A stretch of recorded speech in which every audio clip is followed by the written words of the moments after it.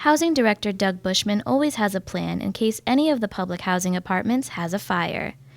We made sure that all properties have backup blueprints and maps of all the 3 properties.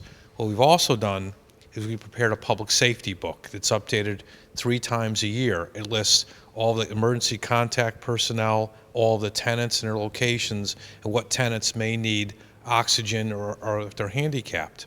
The Marlborough Fire Department checks the properties on Main Street, Pleasant Street, and Bolton Street quarterly. We go in, we are checking for emergency means of egress that are clear, working fire alarm systems, fire extinguishers, any fire code violations. And we work closely with the Housing Authority. Any violations there, really quick to fix. 240 Main Street recently got a backup generator. This backup generator powers up the elevators.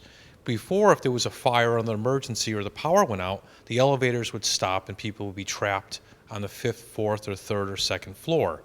That won't happen. It's also important to check the batteries in your smoke detectors.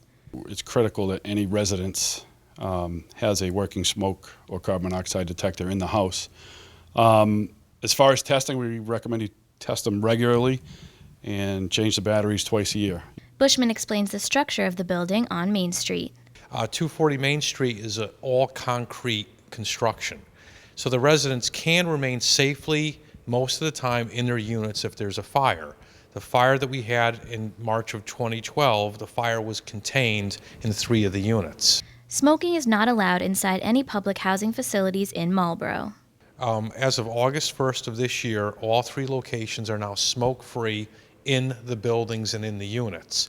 That's very important. Especially with the amount of people that are on oxygen in the elderly housing complexes. Obviously, not smoking is going to reduce the risk of fire.